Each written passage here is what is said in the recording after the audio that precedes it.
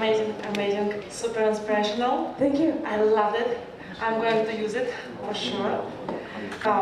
Do you have any questions? Question right there. Microphone coming your way.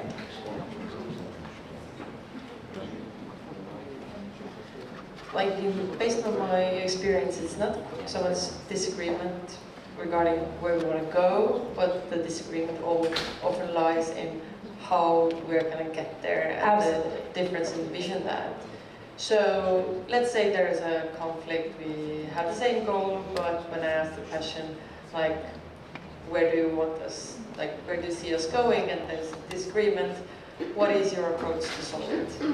So if there's disagreement on that common vision for the company, where you're going as a company, you've got bigger problems. The vision is clear, but it's just a question of how we get there that's different. Have a discussion. Say, we're on the same team, we both want this, right? This is where we overlap, or the overlap is much bigger. We both want this to be the new reality. Let's talk about your way, your thoughts on how to get there, and my thoughts on how to get there. Let's discuss which of these two options is going to get us there faster, is going to have more impact, and have a discussion, and ask questions of one another. Because it's possible the thing that you thought was right actually isn't.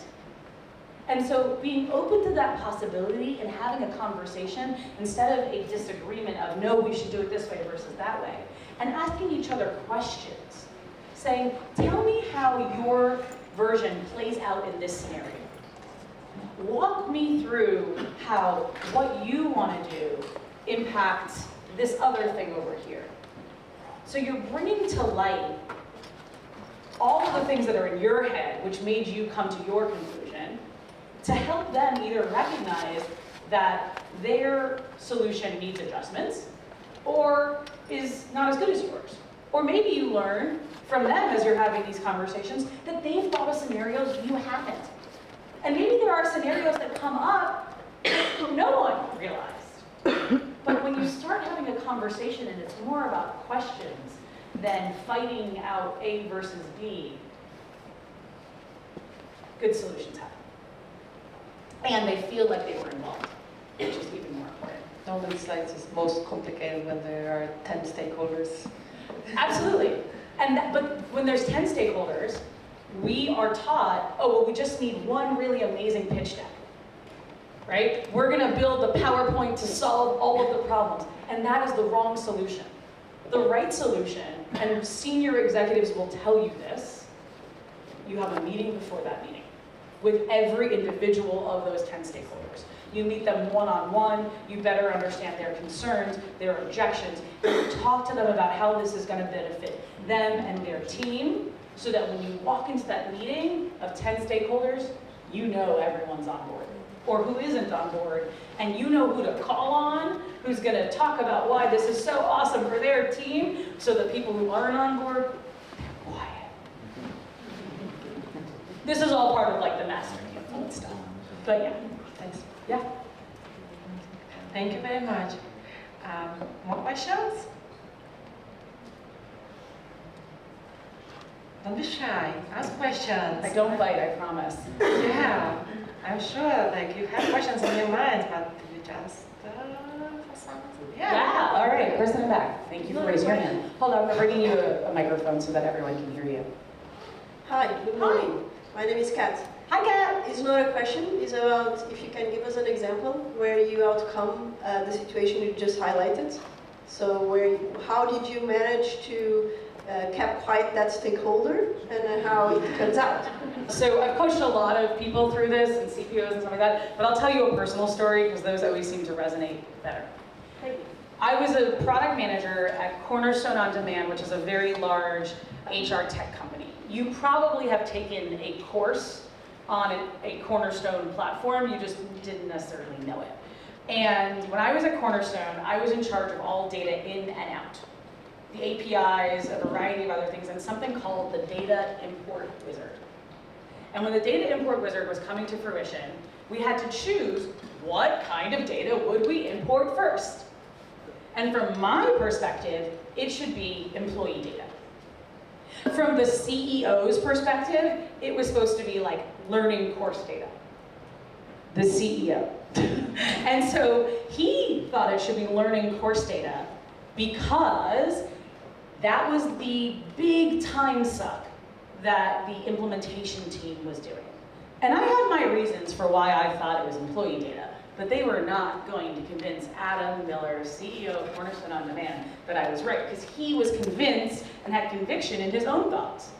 But at some point, I was in a room with him and our CFO, a guy named Perry, and Perry was there to hear me and Adam talk about this, and he said, wait a minute, Tami, are you saying that if you build your data import wizard and it has employee data, that we'll be able to put that into the software and it'll be available to everybody on day one?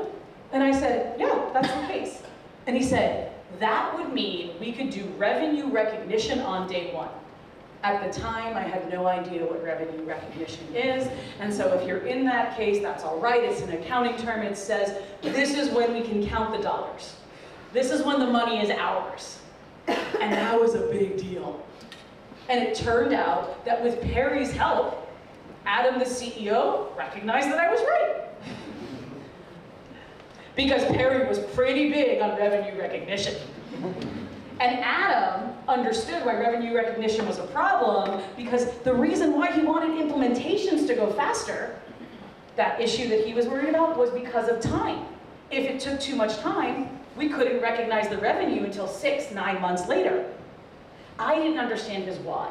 I didn't understand the 5 whys in 2009, right? Had I gone through that exercise with him, I would have gotten there.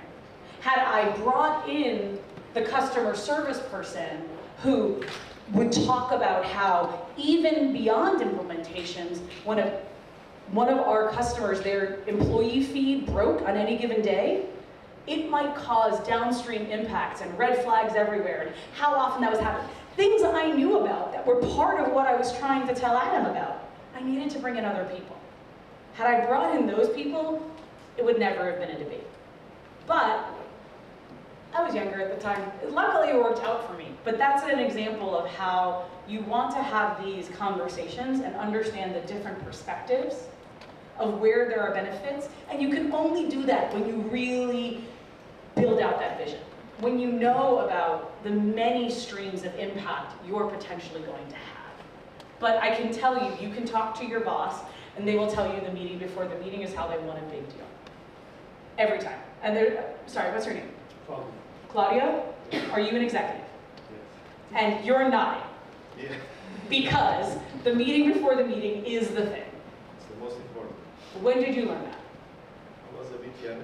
A bit young? And my dreams were crashed. What? My dreams were crashed at the time. His dreams were crashed, and then someone said, oh, you didn't have the meeting before the meeting? I didn't have that chance. I just saw that if I prepared previously, I would have allies to support my idea. So later I learned that in Japan they call it nemawashi. Okay. And in I'm learning Germany, something now. And in Germany they do a lot of meetings before the meeting, and there's no surprises at the meeting. Yeah. We can control the way the meeting goes. Isn't it nice? Yes, it's easier. It's so much less stressful. Yes. Yeah. So that's my personal story, but this is a well agreed upon thing that, and in the other course, like the more mastery course, something that we talk about is that you don't actually need 100% consensus. You just need the majority. And there's a fallacy a lot of us have in our mind that every person needs to agree, and that is not the truth. We need the majority to agree. And so you need to get a certain number of those 10 people, 6 specifically, to agree. And that will make things in your favor. And so if you want to learn more about influence, by all means contact me, bring me into your companies. I'm happy to teach everyone about this. It makes me really happy when people learn these skills, because you don't only get to use them at work, you also get to use them to help put your kids to bed, to help convince your partner to take you to Greece, to help convince your mother-in-law that Christmas should be at your house this year. All of these things happen because of influence. So investing in this skill will pay off, I promise. Thanks so much. Thank you very much. Yeah.